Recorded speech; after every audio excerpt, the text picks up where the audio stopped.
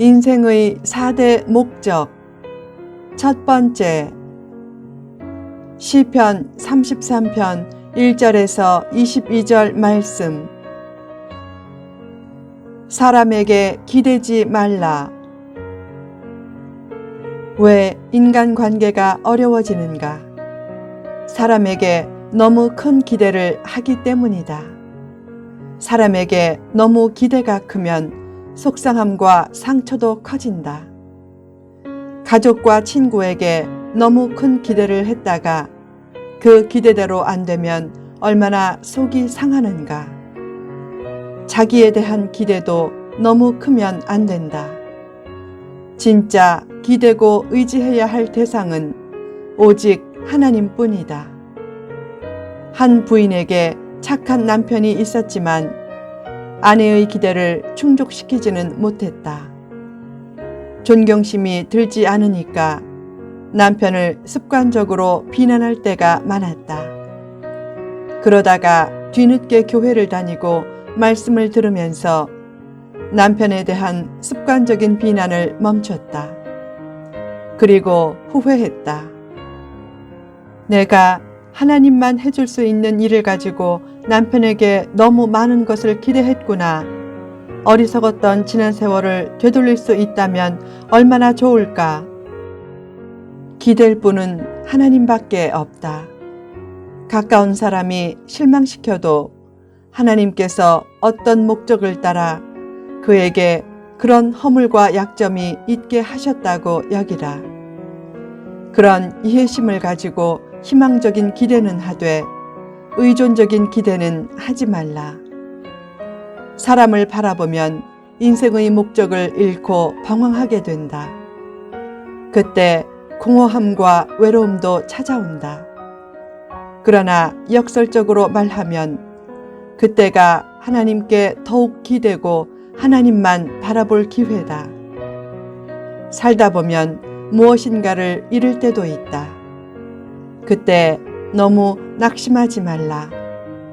때로 잘못된 선택으로 돈을 크게 잃어도 정신만은 잃지 말라. 돈을 잃는 것은 어떻게 보면 작은 것을 잃는 것이다. 무엇인가를 잃고 하나님을 만나 인생의 목적을 찾으면 위기는 기회가 되고 잃은 것 이상으로 다시 넘치게 찾게 된다. 인생의 목적은 성공이 아니다. 심지어는 착한 일을 하는 것도 아니다. 인생의 목적은 하나님의 뜻을 행하는 것이다. 하나님의 뜻 안에 있다면 실패도 사실상 실패가 아니다. 그 실패를 통해 진짜 성공이 이루어질 때도 많다. 인생의 실패와 공허와 상처와 문제는 하나님의 뜻과 영광이란 인생의 목적을 다시 찾으라는 신호다. 운전할 때 가끔 표지판을 보지 못해 바른 길을 지나칠 때가 있다. 경솔해서 혹은 자기 경험을 믿고 과속하다가 그럴 때가 많다. 그러면 얼마나 고생이 되는가. 인생의 상패는 속도가 아닌 방향에 달려 있다. 어떻게 바른 방향을 찾는가? 표지판을 잘 봐야 한다. 인생이 바라봐야 할 최대의 표지판은 하나님이다. 살다가 인생길을 잃고 방향이 보이지 않으면 더욱 하나님을 바라보고 더욱 말씀을 가까이 하라. 인생의 목적이 편안이 되면 길을 잃는다. 편안이 늘 좋은 것만은 아니다. 맑은 날만 있다면 세상은 사막이 된다. 인생도 좋은 날만 있다면 영혼이 메마르게 되고 지루하게 된다. 그래서 자극적인 것을 찾다가 미혹되기도 쉽다. 중요한 것은 편안이 아닌 평안이다. 어떻게 평안을 얻는가? 자기를 극복하고 남을 위해 편안을 희생할 줄 알아야 평안도 주어지고 시야도 커지고 지경도 넓혀진다.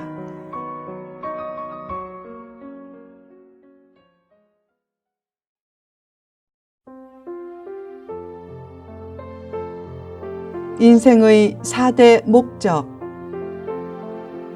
자기에게 집착하지 말고 하나님의 크신 뜻 안에서 자기를 바라보라. 회개가 무엇인가?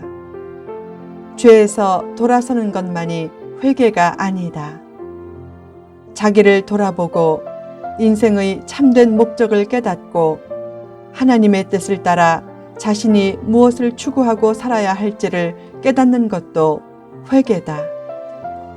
인생의 목적이 무엇인가? 본문을 통해 인생의 목적이자 최고의 가치가 무엇인지 4가지를 살펴보자. 1. 하나님을 즐거워하는 것. 세상적인 즐거움이라는 마귀의 제일 무기를 물리치는 최고의 영적인 무기는 하나님을 즐거워하는 것이다. 웨스트민스터 신앙고백 대요리문답 제1조에는 이런 질문이 나온다. 사람의 제일 되는 목적이 무엇인가? 그 질문에 대한 대답은 다음과 같다. 하나님을 영화롭게 하며 영원토록 하나님을 즐거워하는 것이다. 하나님을 즐거워하는 삶을 살려면 무엇보다 하나님을 즐겁게 해드려야 한다. 하나님이 언제 즐겁게 되시는가? 무슨 일을 하든지 하나님께 영광을 돌릴 때 가장 즐겁게 되신다. 좋은 일을 해도 자기가 영광을 받으면 찜찜하지만 하나님께 영광을 돌리면 자기도 즐겁게 된다. 무슨 일을 하든지 하나님의 영광을 위해 하라. 사원은 하나님의 영광을 위해 열심히 일하고 기업가는 하나님의 영광을 위해 열심히 사업하고 주부는 하나님의 영광을 위해 열심히 살림해야 한다. 무슨 일을 하든지 하나님께 영광을 돌리며 기쁘고 즐겁게 사는 것이 사람을 창조하신 하나님께서 제일 기뻐하시는 것이다. 하나님은 사람에게 감정을 주셨다. 감정적인 신앙도 필요하다. 왜 힘이 약한 여자들이 힘이 강한 남자들보다 오래 사는가? 육신의 힘은 약하지만 감정의 힘이 강하기 때문이다. 감정을 절제하면서도 솔직하게 표현하면 건강 가능성도 커진다. 너무 체면을 차리려고 하지 말라. 울어야 할 때는 울고 웃어야 할 때는 웃고 즐거워해야 할 때는 즐거워하면서 가족이나 친구나 동료에게 편한 사람이 되어주라. 2. 하나님께 감사하는 것. 하나님께 감사하고 찬양할 때는 새 노래로 찬양하고 즐거운 소리와 아름다운 연주로 찬양하라.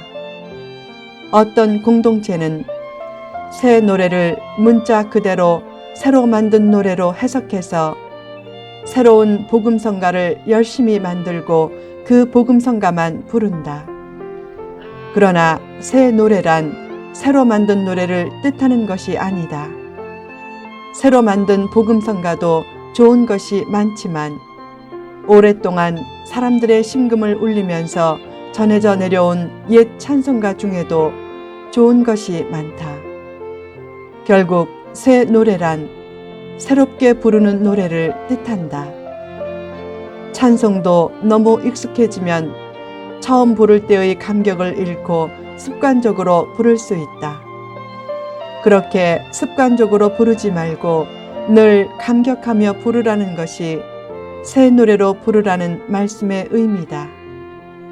역사상 가장 위대한 노래로 여겨지는 나 같은 죄인 살리신 이란 찬송은 몇백 년 동안 성도들로부터 가장 사랑받는 찬송이다. 왜 그런가? 그 찬송을 부를 때마다 새로운 감격이 있기 때문이다. 그처럼 찬송을 부를 때마다 새로운 감격과 감동과 감사가 넘치게 하라. 하나님께 감사하는 삶을 인생 최대의 목적으로 삼으라. 그런데 왜 감사하지 못하는가? 첫째, 받은 것은 외면하고 받을 것만 생각하기 때문이다. 성도는 구원이란 엄청난 은혜와 축복을 이미 받은 존재다. 그 선물이 얼마나 큰 선물인지를 깊이 인식하면 감사가 넘치게 된다. 또한 지금 살아있는 것, 교회에 나올 건강이 있는 것, 일용할 양식이 있는 것 등 이미 받은 많은 은혜를 생각해도 역시 감사가 넘치게 된다. 둘째, 자기 모습을 돌아볼 줄 모르기 때문이다. 자신의 죄와 허물을 생각하면 지금 살아있는 것과 지금 소유한 것만 해도 사실상 과분한 축복을 받고 있는 것이다. 당장 심판받아야 마땅한 존재가 현재도 많은 것을 가지고 있고 더 나아가 하나님의 사랑과 은혜를 받을 가능성도 큰 존재로 살고 있으니 얼마나 감사한 일인가. 셋째, 남과 비교하기 때문이다. 사람마다 모습도 다르고 생각도 다르고 재능도 다르고 그릇도 다르다. 그러므로 남과 비교해 열등감과 질투를 가지지 말라. 어제의 나보다 더 나은 내일의 나를 만들려고 최선을 다하면 된다. 큰 일은 이루지 못해도 하나님께 최상의 감사를 드리면 인생의 목적을 누구보다 잘 따라가는 사람이다. 후편에 계속됩니다.